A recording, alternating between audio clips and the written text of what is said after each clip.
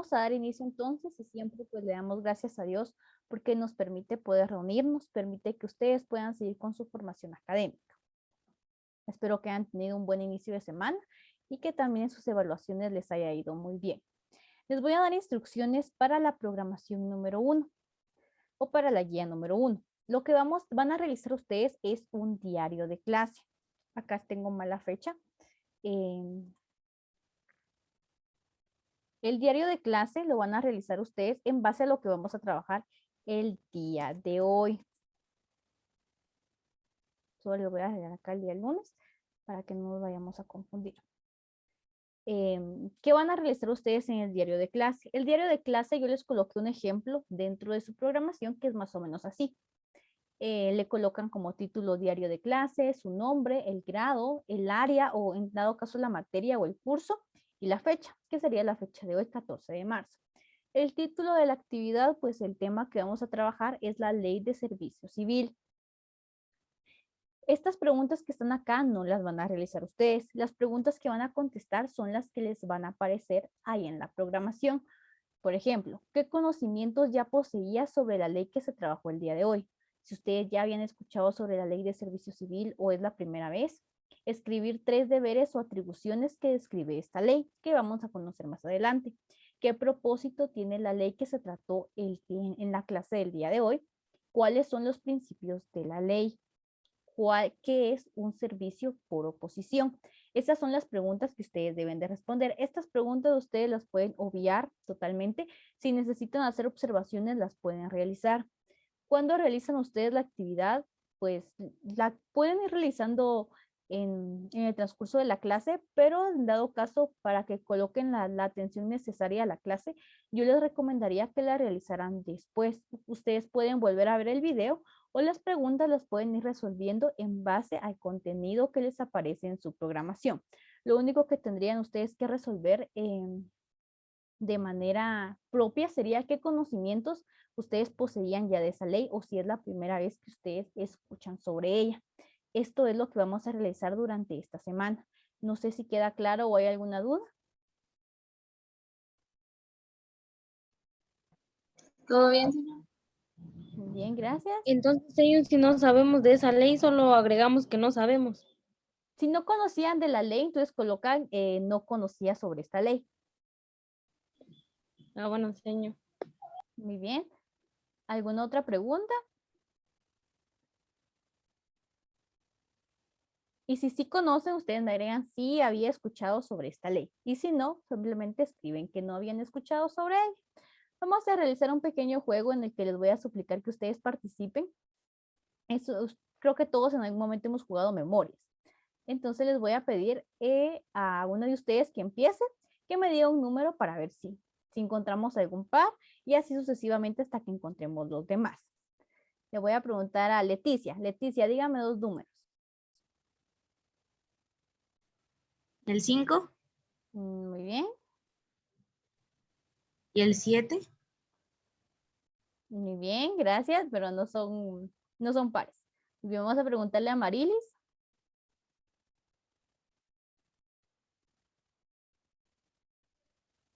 El 2, señor. Muy bien, ley de bonificación anual.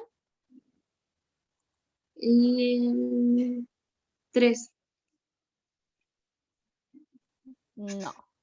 Ahora ya les di la pista. Ya está ahí la otra. Muy bien, vamos a preguntarle a Mariela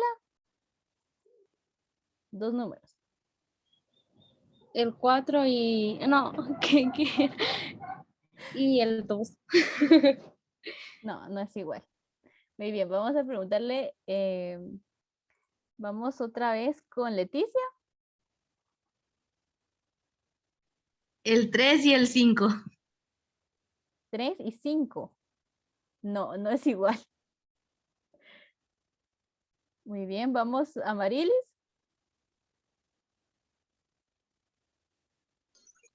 El 3 y el 7. Muy bien, el 3 y el 7 sí son pares, es el Congreso de la República. Muy bien, dígame otros 2 números.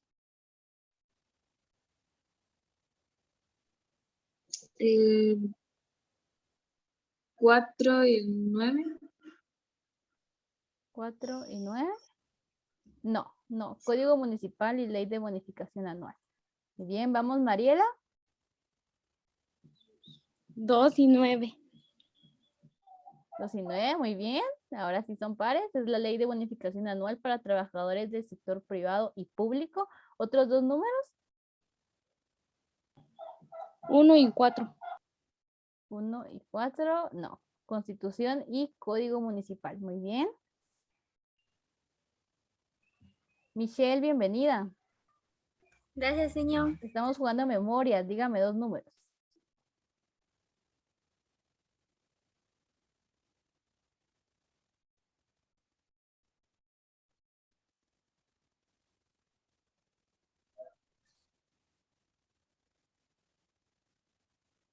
Bien, vamos otra vez con Leticia.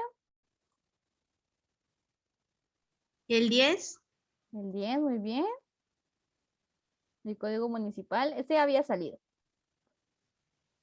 y el 4. Muy bien. Muy bien, estos sí son pares. El código municipal. ¿Otros dos números? El 6 El 6, muy bien. y el 5. Muy bien. Y por último, El 1 y el 8. muy bien. Muy bien. Muchas gracias. Gracias, Leticia. Gracias a las que participaron también. Vean, estas son las leyes que nosotros vamos a trabajar. Son algunas de las que vamos a trabajar a lo largo de los 2 bimestres que nos quedan. Hoy, por ejemplo, nos corresponde la ley de servicio civil. Esa es la ley que vamos a trabajar el día de hoy. La ley de servicio civil nace de la necesidad que se tenía de tener una normativa que pudiera regular y garantizar a los trabajadores del Estado o a los trabajadores del sector público.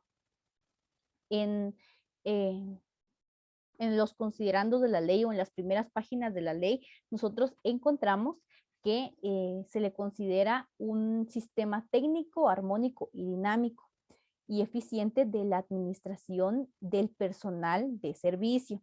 Acá también nos dice que su principal objetivo es garantizar a la nación la eficiente operación de los servicios públicos, firmar y proteger la dignidad de los trabajadores del Estado. Esta ley cubre únicamente a los que son servidores públicos o en este caso trabajadores del Estado. Luego de que se aprobó esta ley, que es el decreto número 1748, se crea el Código de Trabajo. El Código de Trabajo se enfatiza más en el sector privado. Y esta ley pues va a regir a todo lo que es sector público. ¿Cuál es el carácter de esta ley? Es de orden público. Esa es su característica o es su carácter principal. Los derechos y todas las garantías que se establezcan dentro de esta ley van a ser irrenunciables, es decir, que no se puede o no podemos renunciar ya sea a sus garantías o a las responsabilidades que se nos designen dentro de estas. Estas pueden llegar a ser mejoradas conforme a las necesidades y posibilidades del Estado. Acá nos dice que son nulos ipso jure. Cuando hablamos de ipso jure nos referimos a que está basado en la Constitución o que no los podemos como quitar tan fácilmente. No, si se llegaran a modificar, por ejemplo, se estaría hablando de una inconstitucionalidad al estar violando la institución y no se pueden disminuir los derechos que la Constitución ya establece. A eso se refiere con ipso jure, todos los actos y disposiciones que indiquen renuncia, disminución o tergiversación de los derechos de la Constitución. Entonces, todo lo que acá se establece está basado en la Constitución y no podemos pues renunciar a ninguno de ellos. ¿Cuál es el propósito o la finalidad con la que se llegó a crear esta ley? Es para poder regular las relaciones entre la administración pública y sus servidores, con el fin de garantizar que todo lo que realicen sea de una manera eficiente, asegurando a los mismos justicia, estímulo en su trabajo y establecer normas para la aplicación de un sistema de administración de personal. Las normativas, como ustedes saben, son una guía o nos orientan para nosotros poder tomar acciones dentro de una institución, ¿verdad? En este caso de una institución pública. ¿Cómo qué debemos hacer en tal caso? Si alguien llega tarde, por ejemplo, ¿qué debo de realizar? ¿Cuáles son las acciones que debo de tomar? Si le pongo rápidamente una sanción o tengo que remitirlo a mis superiores o simplemente se le da una amonestación verbal. Todo esto pues está enmarcado dentro de esta ley. En el artículo 3 tenemos cuáles son sus principios. Acá nos dice que todos los ciudadanos guatemaltecos tienen derecho a optar a cargos públicos y a ninguno pues se le va a impedir o se le va a realizar algún tipo de discriminación. Dichos cargos deben otorgarse atendiendo únicamente a méritos de capacidad, preparación, eficiencia y honradez. Eso es lo que establece la ley. Sin embargo, podemos darnos cuenta que en nuestro sistema nacional muchas veces los cargos se le dan a ciertas personas por favoritismos personales, no por estas cuatro, características que nos exige la ley. Para el otorgamiento de cargos públicos no debe realizarse ningún tipo de discriminación, ni de raza, ni de género, ni de estado civil, ni de región de nacimiento, ni de posición social o económica, o de opiniones políticas, o de nuestra etnia, por ejemplo, ni por defecto, por alguna discapacidad que nosotros podamos tener o algún tipo de dolencia. No se puede realizar ninguna discriminación de este tipo. Si nosotros presentamos nuestra postulación a un cargo público, tenemos todo el derecho de poder hacerlo, ¿verdad? No nos pueden discriminar por ningún motivo. Tenemos que el Sistema Nacional de Servicio Civil debe de fomentar la eficiencia de la administración pública y garantizar a sus servidores para el ejercicio de la defensa de sus derechos. Ese es uno de sus principios. Al igual que los puestos dentro de la administración pública deben otorgarse en base a lo que leímos anteriormente, capacidad, preparación, honradez de los aspirantes. Por lo tanto, es necesario que se establezcan procedimientos de oposición para el otorgamiento de los mismos. Los procedimientos de oposición o un servicio por oposición es cuando se realiza algo que se llama convocatoria, en donde pues se emiten documentos, acuerdos, en donde pues se van a regir cuáles son los requisitos para optar ese puesto.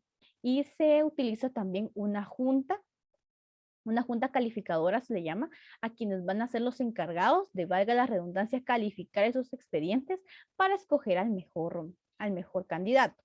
Al igual que el trabajo prestado en igualdad en condiciones de eficiencia y antigüedad, corresponderá igual salario. En consecuencia, los cargos de la administración pública deben ordenarse en un plan de clasificación y evaluación que tome en cuenta los deberes, responsabilidades y requisitos de cada puesto, asignándoles una escala de salarios equitativa y uniforme. Acá este principio nos habla de que dependiendo del trabajo que se realice o las actividades que se deban de realizar, así va a ser el salario que se tenga. Por ejemplo, en el magisterio existe cierta escala que se llama escalafón, en donde por la antigüedad ellos van aumentando su salario. Esto también se da en otros, no el escalafón en sí, pero sí se da que en base al trabajo va a ser el salario que se tenga. También va a depender de los tipos de contratos a los cuales se aspire. Otro de sus principios es que los trabajadores de la administración pública deben estar garantizados contra despidos que no tengan como fundamento una causa legal. Eso también es importante. En el artículo 4 tenemos qué es un servidor público. Le voy a pedir a algunos de ustedes que lean ciertos artículos para que no sea solo yo la que les esté hablando, ¿verdad? Sino que ustedes también participen. Le voy a pedir entonces favor a Michelle que nos lea el artículo 4.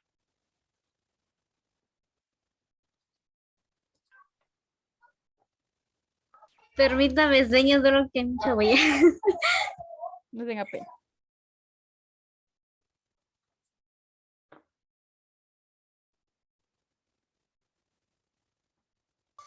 Para los efectos de la, perdón, para los efectos de esta ley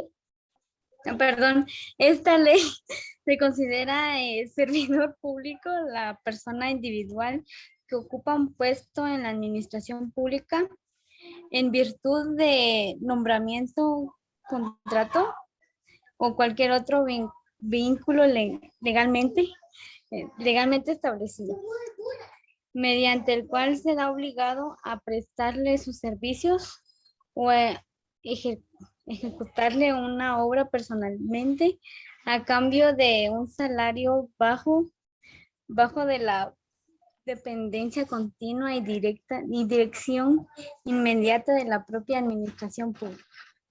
Muy bien, gracias Michelle, muy amable. En el artículo 4 se nos da la definición de qué es un servidor público. Un servidor público va a ser toda persona individual que ocupe un puesto dentro de la administración pública, en virtud de un nombramiento o de un contrato. Estos son los servidores públicos. En el artículo 5 tenemos las fuentes supletorias. En caso de que se presentara alguna situación que no está resuelta dentro de esta ley, las doctrinas de la administración personal del servicio público, la equidad, las leyes comunes y los principios generales del derecho van a ser las fuentes que nosotros podemos consultar para ver qué es lo que debemos de realizar, en dado caso esta ley no cubra ese acontecimiento. En el artículo 7 nos dice que se les va a dar preferencia a los guatemaltecos al momento de estar de optar a un puesto, ¿verdad? Puede que opten extranjeros, pero siempre va a prevalecer o se le va a dar cierta preferencia a las personas guatemaltecas. De esto nos habla el artículo 7. El capítulo 1 nos habla también de los órganos directores. En el artículo 8 nos dice la Dirección Suprema, el presidente de la República va a representar a la máxima autoridad del servicio civil que establece esta ley. En el artículo 9 tenemos órganos superiores que se crean en base a la aplicación de esta ley. Los dos órganos que funcionan son la Junta Nacional de Servicio Civil, Oficina Nacional de Servicio Civil. Esos son los dos órganos que se encargan pues de velar por el cumplimiento de esta ley.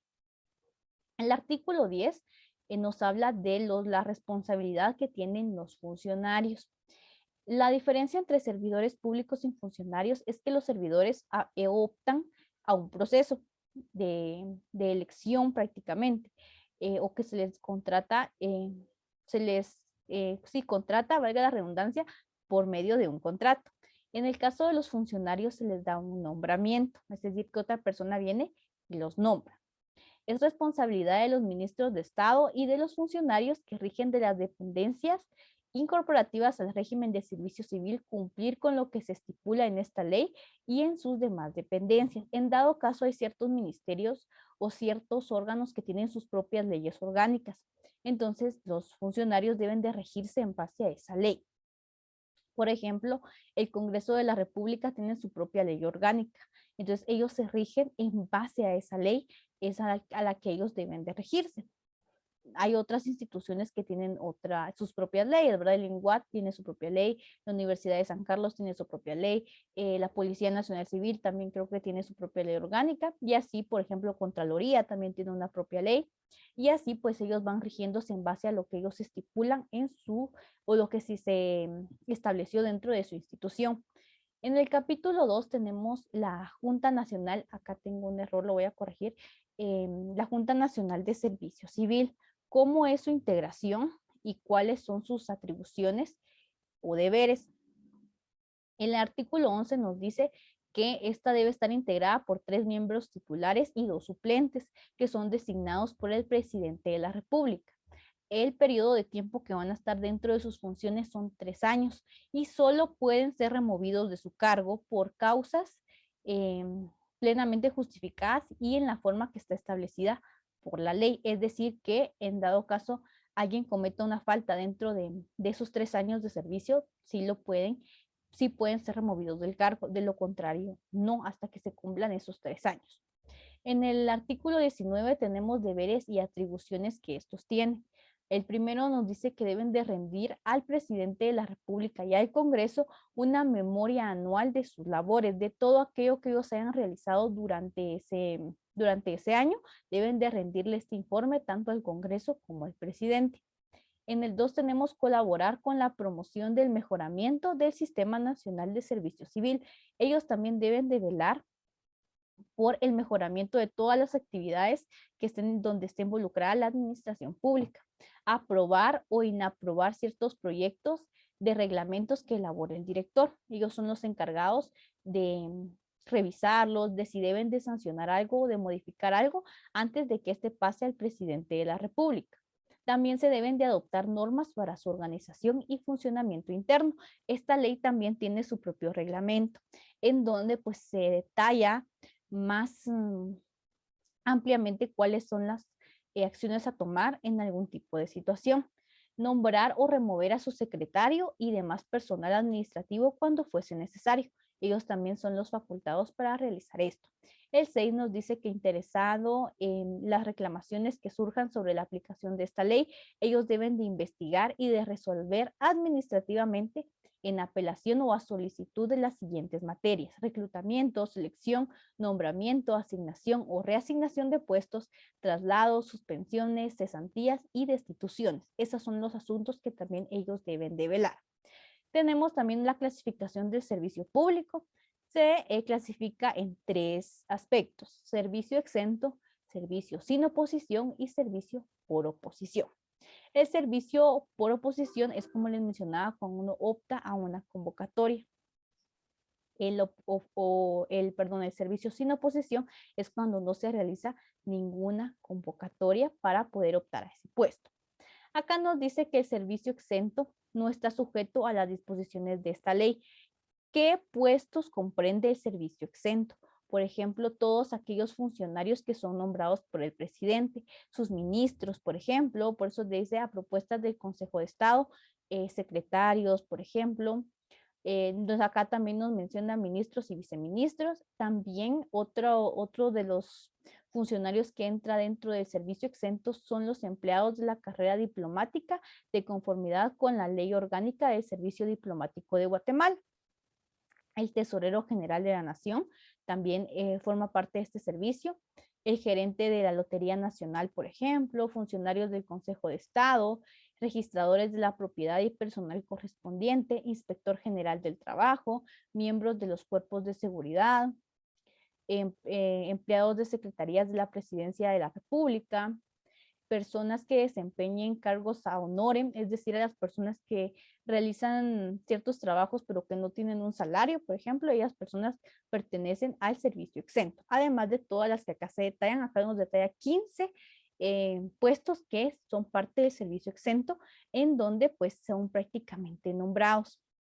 El servicio por oposición, pues es como les mencionaba, son todos los puestos que no son de servicio exento y sin oposición, que aparecen en el sistema de clasificación de puestos de servicio por oposición que establece la ley. Está compuestos por todos aquellos que tienen para su nombramiento, deben satisfacer ciertas características antes estipuladas y requisitos de ley. Ellos son los que se someten a una convocatoria en donde se les califica y se ve si tienen ellos las características necesarias o si cumplen con los requisitos para ese puesto. Esos son el servicio por oposición y tienen ciertas prohibiciones. En el artículo 39 nos detallan algunas de las prohibiciones que tienen. Les voy a pedir a alguna de ustedes que me haga favor de leer la primera prohibición. Vamos a ver, Leticia, ¿nos puede leer la número 1?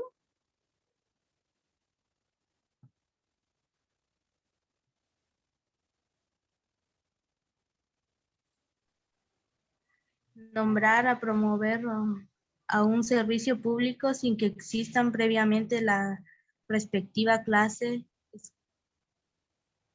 escalafonaria y su correspondiente nivel mínimo y máximo de remuneración, o cuando el servidor público no esté inscrito en las respectivas listas de elegibles. Muy bien, gracias, Leticia. La primera prohibición que tenemos es que está prohibido que se nombre o que se promueva un servidor público sin que exista una respectiva clase escalafonaria antes, es decir, en qué puestos ha estado, por ejemplo, o el nivel mínimo de remuneración. Por ejemplo, si cumple con las características dentro de lo que le está exigiendo la ley. También, si no está inscrito dentro de la lista de elegibles, también es prohibido que esa ley asigne un puesto. En la 2 nos dice abolir una clase escalafonaria o un puesto solo con el objeto de despedir a un servidor público que está protegido por esta ley, es decir, que se borre cierto memorial que tenga, cierto récord laboral que tenga, con tal de poder despedir a un servidor público. Eso también está prohibido. Le voy a pedir a Mariela que nos lea la número 3. Pasar un puesto a una clase escalafonaria más alta con el fin de ascender al servicio público que lo ocupa, sin que éste se sujete a los requisitos de promoción. Muy bien, gracias Mariela. Esta número 3 nos habla de cuando se quiere ascender a alguien, pero sin que éste cumpla con los requisitos, simplemente porque nos cae bien o por algún otro motivo, ¿verdad? Y se le va a subir de puesto, ¿verdad? Se le va a ascender, pero sin que exista, sin que éste cumpla los requisitos específicos. El 4 nos habla de de pasar a un puesto o una clase escalafonaria más baja a un empleado con la finalidad de, sin observar los procedimientos que éste ha tenido y en general cualquier acto de omisión que implique la violación de todos los procedimientos que están establecidos dentro de esta ley y dentro de sus reglamentos. Eso también está prohibido y lo prohíbe la Ley de Servicio Civil. El artículo 40 nos habla de derecho a revisión. Los servidores públicos que están afectados por cualquier asignación o reasignación de un puesto tienen derecho a poder solicitar a la Oficina Nacional de Servicio Civil la revisión de la misma, de conformidad con el reglamento respectivo. La decisión del director en esta materia puede ser apelada ante la Junta Nacional de Servicio Civil. Las asignaciones y reasignaciones que se dispongan no afectan los derechos adquiridos por los servidores públicos en el servicio por oposición. Si hubiera algún problema de que no lo quieren asignar o no lo quieren reasignar a su puesto, ustedes tienen el derecho de solicitar que se les revise su expediente o que se revise por qué no lo van a asignar o por qué no lo pueden reasignar. Eso es un derecho que tienen los trabajadores del Estado. El 41 nos habla del derecho a de las notificaciones.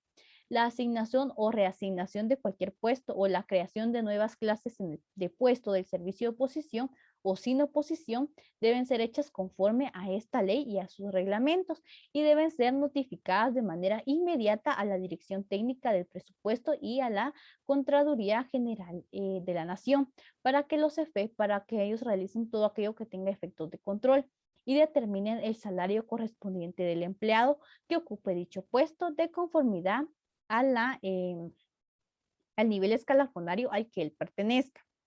No sé si hay alguna duda con lo que hemos visto. No, señor, todo está bien. No, señor. Muy bien, gracias. Vean. El día de hoy prácticamente solo van a realizar el diario de clase para esta semana. El día de hoy conocimos un poco a grandes rasgos qué es esta ley, porque la ley es bastante amplia. También tiene su propio reglamento en donde se detallan varias de las acciones que hay que tomar. La otra semana vamos a seguir viendo esta ley, pero la siguiente semana vamos a van a resolver ustedes unos casos. Yo les voy a colocar, creo que son 3 casos los que van a realizar ustedes la siguiente semana. Van a venir en su guía. En estos casos ustedes, yo les voy a presentar una situación y ustedes van a buscar dentro de su programación qué artículo se va a aplicar. Por ejemplo, acá tenemos prohibiciones, ¿verdad? Si yo coloco en un caso que vamos a poner algunos nombres ficticios. Juan es director de una escuela en donde hay un puesto administrativo que puede ser de contador, por ejemplo, ¿verdad? Y Juan quiere que el contador Mario pues suba al puesto de subdirector, ¿verdad? Y sin cumplir con ningún tipo de requerimiento. ¿Esto es legal o no es legal? Entonces, si este fuera el problema, ustedes van a su programación y vemos las prohibiciones, ¿verdad? Y acá nos dice que subir de un puesto más alto o ascender, pues es una prohibición y no se puede realizar. Y ustedes anotan el número de artículo en donde lo encontraron. Y por ejemplo, acá que hay numerales, también colocan el numeral. Entonces, nuestra respuesta sería, es ilegal porque el artículo 39 de prohibiciones de la Ley de Servicio Civil indica en el numeral 3 que no se puede pasar a un puesto o a una clase escalafonaria más alta con el fin de ascender a un servidor público sin que éste se sujete a los requisitos de promoción. Entonces, eso lo van a realizar ustedes la siguiente semana. Esta semana es solo el diario de clase, pero la siguiente semana sí les va a aparecer ahí algunos casos que ustedes van a resolver con la finalidad de que también podamos practicar un poco cómo podemos nosotros aplicar esta ley ya a un contexto laboral o profesional. Eso es para la siguiente semana. De igual forma, si se les presentara alguna duda o algún inconveniente, me avisan para que yo les pueda apoyar. Eso sería lo que trabajaríamos la siguiente semana. No sé si hay alguna duda o alguna pregunta. No, señor. Muy bien, gracias. Muy bien, si no tenemos dudas o preguntas, con esto daríamos por finalizada nuestra clase del día de hoy. Les agradezco mucho por su atención y por su participación a nuestra clase. Y nos miramos en nuestra próxima clase. Que pasen feliz tarde. Gracias, señor, igualmente. Gracias, igualmente. Igualmente se cuida. Gracias, también ustedes.